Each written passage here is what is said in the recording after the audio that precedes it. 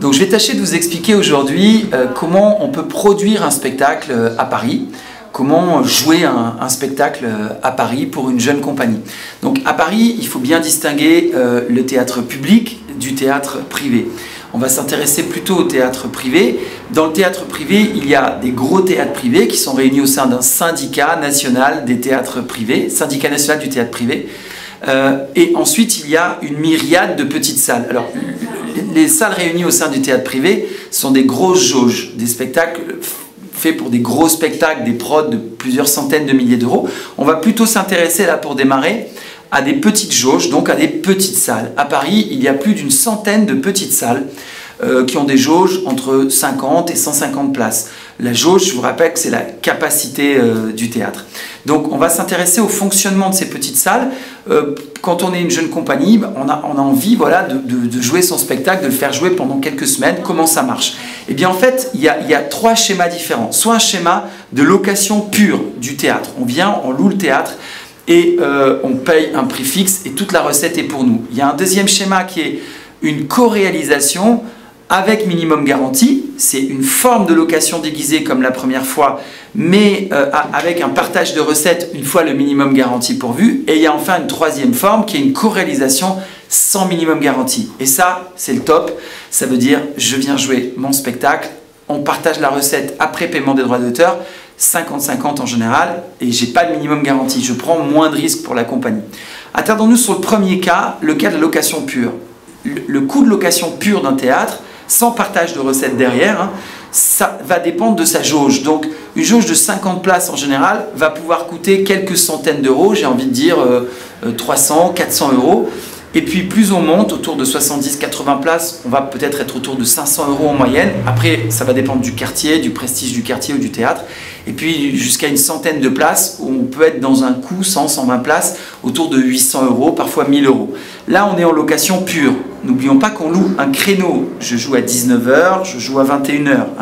Le théâtre peut très bien avoir un autre spectacle dans un deuxième créneau. Cette formule-là, elle est très risquée pour la compagnie puisque la compagnie prend tous les risques. Elle va ensuite payer sa publicité, éventuellement un attaché de presse, payer son plateau, ses acteurs, et elle prend des risques extrêmement importants, mais elle a toute la recette si elle est sûre de marcher. Le cas un peu moins risqué, c'est une co-réalisation avec minimum garanti. À quoi il correspond ce minimum garanti que va demander le théâtre? Il va correspondre à ses coûts. Le théâtre va avoir des coûts avec sa caissière, son régisseur, le coût de son loyer, le coût du nettoyage, l'électricité. Donc le théâtre va dire, voilà, moi je veux bien vous accueillir en partage de recettes, mais j'ai un coût minimum de mon personnel, de mon fonctionnement, de ce qu'on appelle le TOM, le théâtre en ordre de marche, et il va demander une participation. Évidemment, ce minimum garanti, il est moins cher que les coûts de location qu'on a vus tout à l'heure. Il est en général même de moitié moins cher. Donc là, pour une jauge de 50 places, le théâtre va demander par exemple un minimum garanti de 200-250 euros. Sur une jauge de 80 places, il peut demander 300-400 euros. Une jauge de 100-120 places, il peut demander un minimum garanti de 500-600 euros. Ce sont évidemment des moyennes, mais c'est pour vous donner des idées, des ordres de valeur. Donc là, le deal, ça va être quoi? Il y a la recette, il y a une recette qui est produite le soir de la représentation. Eh bien, de cette recette, le théâtre va l'encaisser, le théâtre va payer les droits d'auteur. Il ne faut pas oublier les droits d'auteur, évidemment, il faut les compter dans son prévisionnel de recettes. La SACD va être à 12%, sauf négocié à 10%, sauf si vous jouez des auteurs classiques, auteurs morts depuis plus de 70 ans. À ce moment-là, il n'y a plus de droits d'auteur. Et pensez également à la SACEM, si vous avez des musiques diffusées, il va y avoir également des droits à déduire de la recette brute pour la SACEM. Donc pensez à SACD, SACEM. Et ensuite, à partir de cette recette nette, une fois les droits d'auteur payés, vous allez déduire le minimum garanti que le théâtre va prendre. On parlait d'une petite jauge de 50 places, 200 euros. On va déduire ces 200 euros de cette recette nette après paiement des droits d'auteur. Et là, il restera une recette qui, elle, se divise encore en deux entre la compagnie et le théâtre. Voilà ce qu'est une coréale avec minimum garanti. Et enfin, la troisième formule, la formule idéale que je vous recommande, mais qui est assez dure à obtenir parce que beaucoup de théâtres, évidemment, veulent se protéger de leurs coûts. Parce qu'ils se disent, si la compagnie bosse pas, si les mecs se défoncent pas, eh bien, qu'ils font pas de pub, etc., qu'ils amènent pas du monde autour d'eux, eh ben pourquoi moi, théâtre, j'en pâtirais? C'est ce que se disent les théâtres.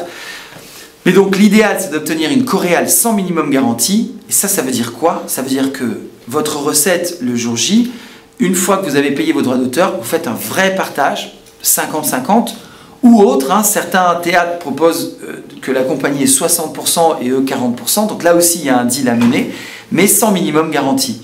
C'est-à-dire que le théâtre prend le risque véritablement avec vous et se dit, voilà, je suis partie prenante du risque, on prend le risque à deux, il n'y a pas de minimum garantie, on partage la recette qu'on fait.